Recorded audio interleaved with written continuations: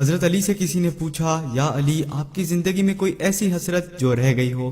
تب حضرت علی نے فرمایا، دو حسرتیں رہ گئیں، ایک کہ جتنا مجھے علم تھا کسی نے پوچھا نہیں، دوسرا جتنا میں سخی تھا اتنا کسی نے مانگا نہیں۔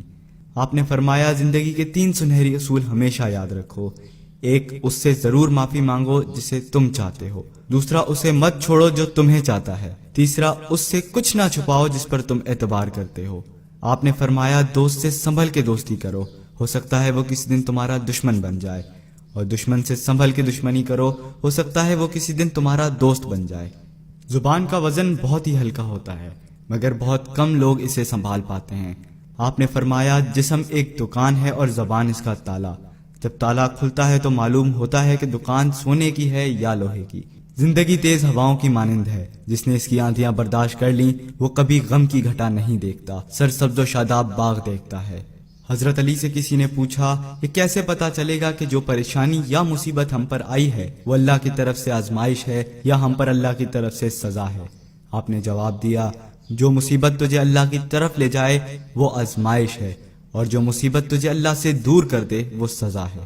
حضرت علی کے پاس ایک یہودی آیا اور کہا، میں نے سنا ہے کہ جب آپ مسلمان عبادت کرتے ہو تو وسوسے اور خیالات آتے ہیں، جبکہ ہم عبادت کرتے ہیں تو ہمیں نہیں آتے۔ حضرت علی نے جواب میں فرمایا، اگر ایک گھر فقیر کا ہو اور ایک گھر امیر کا تو چور کہاں جائے گا؟ یہودی نے کہا، امیر کے گھر میں۔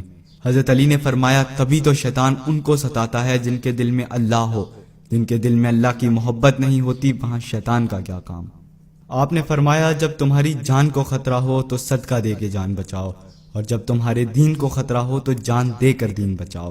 آپ نے فرمایا کہ زندگی 2 دن کی ہے، ایک تمہارے حق میں، دوسرا تمہارے مخالف۔ جس دن تمہارے حق میں ہو اس دن غرور مت کرنا، جس دن تمہارے مخالف ہو اس دن صبر کرنا۔ کسی کی مدد کرتے ہوئے اس کے چہرے کی طرف مت دیکھنا، ہو سکتا ہے ان کی شرمندہ آنکھیں تمہارے دل کے اندر غرور کا بیج بو دیں۔ 3 چیزیں ایمان کو تباہ کر دیتی ہیں، امیروں کی محفل، عورتوں کی صحبت اور جاہلوں سے بحث۔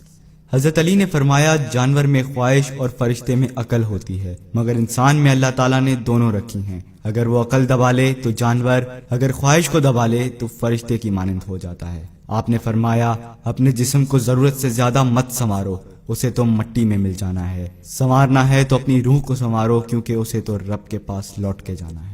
مومن کی مثال ترازو کے پلڑے جیسی ہوتی ہے، جس قدر اس کے ایمان میں اضافہ ہوتا ہے اتنی ہی اس کی آزمائش بڑھتی ہے۔ آپ نے فرمایا، اچھے لوگوں کی ایک خوبی یہ بھی ہوتی ہے کہ انہیں یاد نہیں رکھنا پڑتا، وہ یاد ہی رہتے ہیں۔ آپ نے فرمایا، رزق کے پیچھے اپنا ایمان مت خراب کرو، کیونکہ رزق انسان کو اس طرح تلاش کرتا ہے جیسے مرنے والے کو موت۔ حضرت علی نے فرمایا، رشتے خون کے نہیں احساسات کے ہوتے ہیں، اگر احساس ہو تو اجنبی بھی اپنے ہو جاتے ہیں، اگر احساس نہ ہو تو اپنے بھی اجنبی ہو جاتے ہیں۔ ایک مرتبہ کساب آواز لگا رہا تھا، تازہ گوشت ہے لے لو۔ وہاں سے حضرت علی کا گزر ہوا، کساب نے آپ سے کہا، تازہ گوشت ہے لے جائیں۔ حضرت علی نے فرمایا، آج میری جیب اجازت نہیں دیتی۔ کساب نے بولا، میں آپ سے ادھار کر سکتا ہوں۔ اس سے آپ نے ایک بہت حکمت سے لبریز جملہ ارشاد فرمایا۔ آپ نے فرمایا، یہ ادھار میں کیوں نہ اپنے پیٹ سے کر لوں، جس کو میں جنت میں اس سے بہتر غذا کھلا سکتا ہوں۔ حضرت علی نے فرمایا، لفظ انسان کے غلام ہوتے ہیں مگر صرف بولنے سے پہلے تک، بولنے کے بعد انسان اپنے لفظوں کا غلام ہو جاتا ہے۔ آپ نے فرمایا، کوئی تمہارا دل دکھائے تو ناراض مت ہونا، کیونکہ قدرت کا قانون ہے، جس درخت کا پھل زیادہ میٹھا ہوتا ہے لوگ پتھر بھی اسی کو مارتے ہیں۔ آپ نے فرمایا، کسی کا عیب تلاش کرنے والے کی مثال اس مکھی جیسی ہے جو سارا خوبصورت جسم چھوڑ کر صرف زخم پر جا کر بیٹھتی ہے۔ آپ نے فرمایا، اچھا دوست چاہے کتنا بھی برا بن جائے کبھی اس سے دوستی مت توڑنا، کیونکہ پانی چاہے کتنا بھی گندا ہو آگ بجھانے کے ضرور کام آتا ہے۔ آپ نے فرمایا، زندگی کے ہر موڑ پر صلح کرنا سیکھو، کیونکہ جھکتا وہی ہے جس میں جان ہوتی ہے، اکڑنا تو مردے کی پہچان ہوتی ہے۔ دوست ہو یا پرندہ دونوں کو آزاد چھوڑ دو، اگر لوٹ آیا تو تمہارا، نہ لوٹ کر آیا تو تمہارا وہ کبھی تھا ہی نہیں۔ بادشاہ نے وزیر کو انگوٹھی دی اور کہا، اس پر کوئی ایسا فقرہ لکھوا لاؤ جسے میں خوشی میں پڑھوں تو اداس ہو جاؤں اور غم میں پڑھوں تو خوش ہو جاؤں۔